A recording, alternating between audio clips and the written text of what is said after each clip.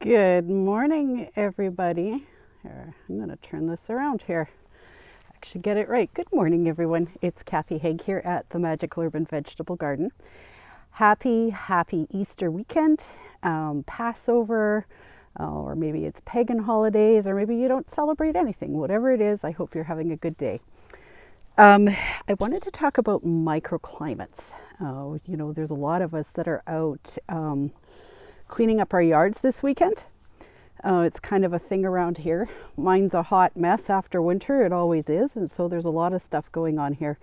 But I wanted to show you, well, let's talk about microclimates and stuff for a minute. So it's a really good idea, if you don't know, to understand your growing zones. Okay. Here I'm in growing zone A or B, depending on which map you look at.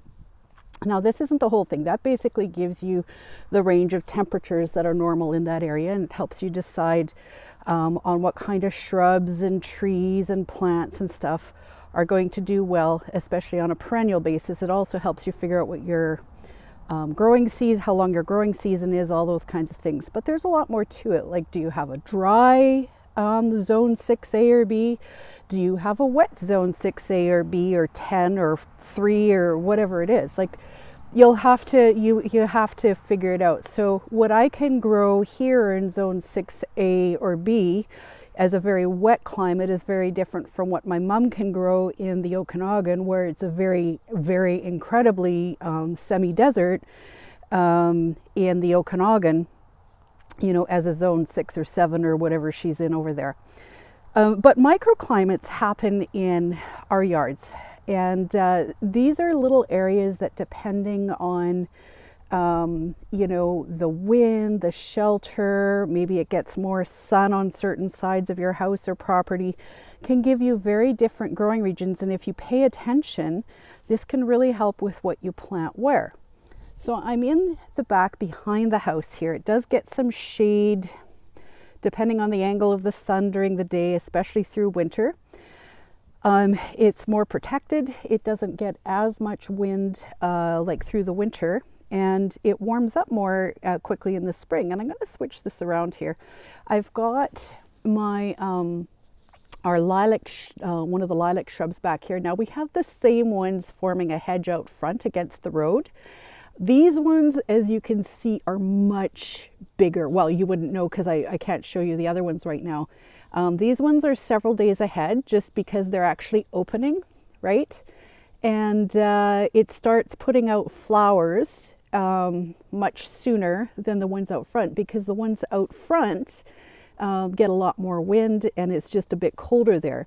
So I would say there's probably at least 1 or 2 zone differences here between the back and the front.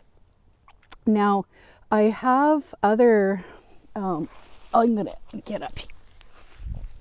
Actually, I shouldn't have switched this around.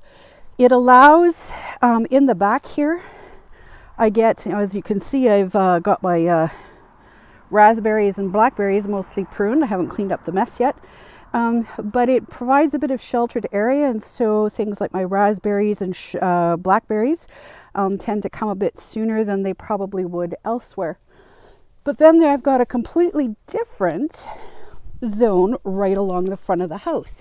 Now, maybe you've noticed that you have this, and it's right under the eaves.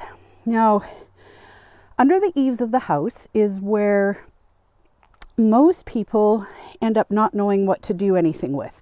It tends to be very dry. Even if it does get snow under there, it melts quicker and you might not think to water.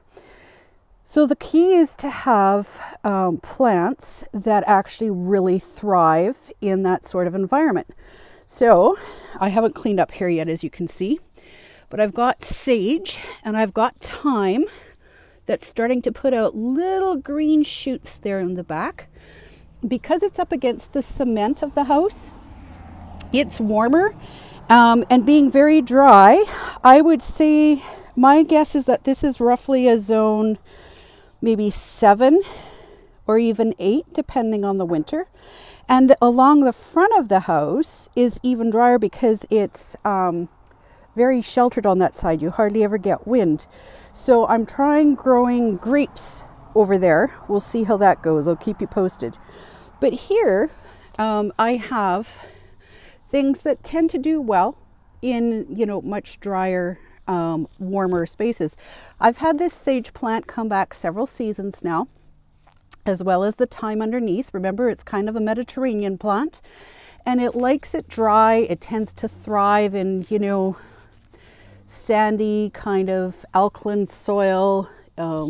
It doesn't need much water. Once in a while it gets watered. I throw compost on it in the spring. I've got strawberries here now taking over, which are self-sufficient, and I've got these Egyptian walking onions, which are fabulous. Obviously they need to get cleaned up, but they just thrive here. So I will be raking this back, of course, throwing some compost on, and putting new mulch on just to help keep the weeds down. And it also helps keep the moisture in when I do water.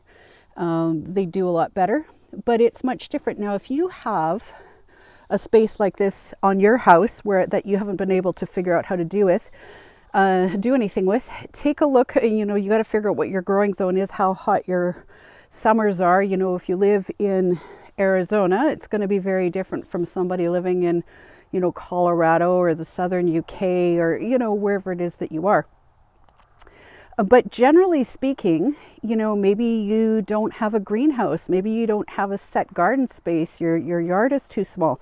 This might be an area that would do very well, provide you amend your soil, for tomatoes and peppers that tend to like that warmth, and to be along a wall like that, make sure that they're well mulched down and have an even soil moisture. But you might be able to grow things along there that you can't grow out in the rest of your yard. Try it out, do some experimenting on it. Anyways, I hope that helps. There's lots of different things you can do if you pay attention to the different areas of your yard. I wouldn't say living here that I actually have like a semi-desert, because I don't, but there's areas of my yard that kind of equal those sorts of conditions. So hope that helps. Leave me a comment below wherever it is you're watching, and happy Easter long weekend. I'll talk to you all soon.